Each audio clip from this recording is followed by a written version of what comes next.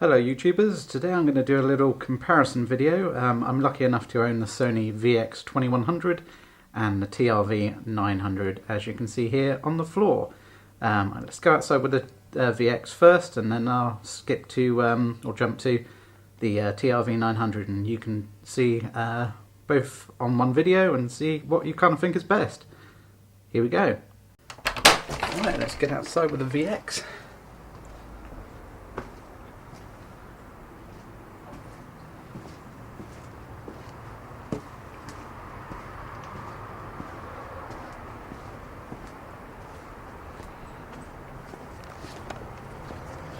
If you know anything about cameras, you'll know that the VX and the TRV900 are notoriously well loved, especially by the skaters, seen as a sort of 90s retro camera. This one was actually out in 2003, but the TRV900 came out in 1998.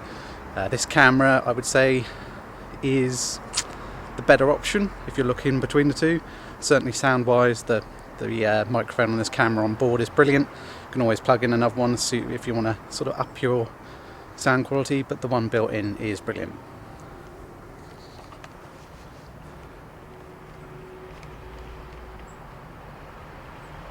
That's the ND filter on. Both these cameras have ND filters, but this one has more. You can go up another level, you can go to the higher one. So you can get better quality video in much brighter quality in much brighter environments even.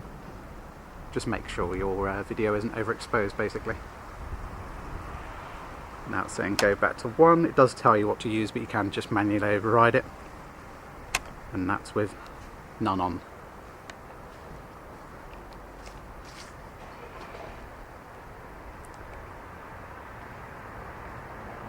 A little statue.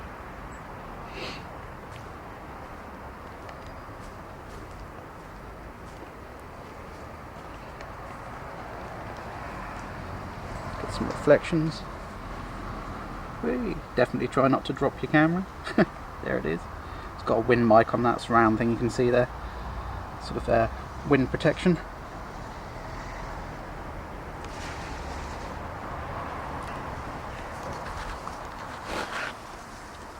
So yeah, I love both these cameras, but definitely the VX is the better model. They tend to be a bit more money on eBay, but you know, you pay for what you get. This would have cost a good, I think it was about £1.5 brand new back in 2003, maybe even going around the £2 mark.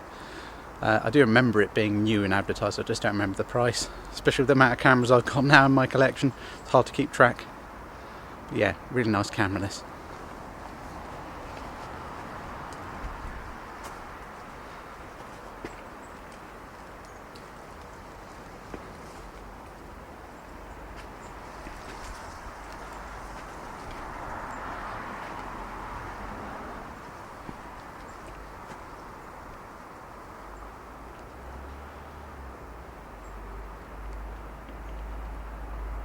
Lovely bokeh being background blur.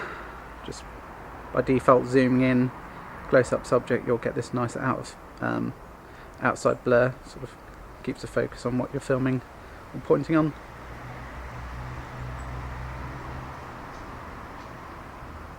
Right, let's go back in. I'll grab the 900, take it outside now. Okay, now for the 900.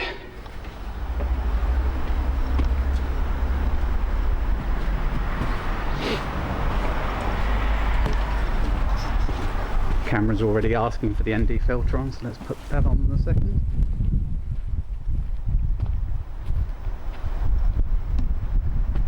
Okay, ND on. So here we are with the 900. This has got a plug-in mic built. I've had to plug it in. It's a little small right-angled jack that I got the other day finally for it. Really needs it because all the TRV900s, if you try and pick one up now, they've all got a problem with their microphones. You'd be very lucky if you get one without it. The TRV890 has the same issue. Essentially what happens is the oil that Sony used at the time in front with the mics was very, very close, and over time it sort of seeps out and gets into one of the microphones, if not both.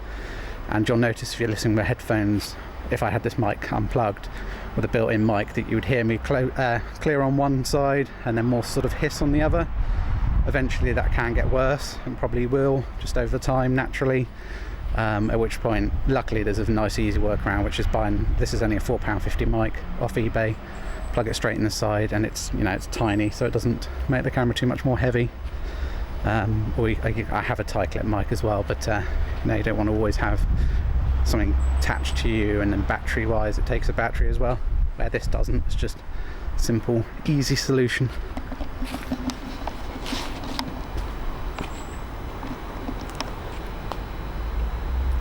Howdy. ND off.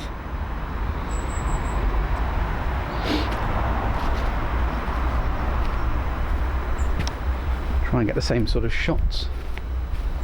Let's go around here, what was before.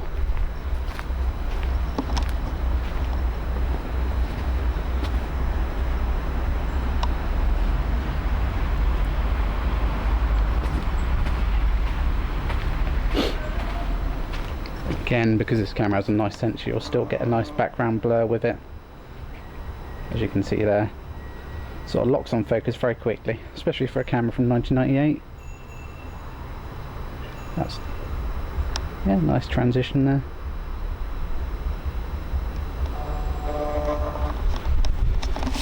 Right, well, I hope you've enjoyed this video, the little comparison. I'll get these uploaded now, and then obviously you'll be watching them. So speak to you in the next one. Bye for now.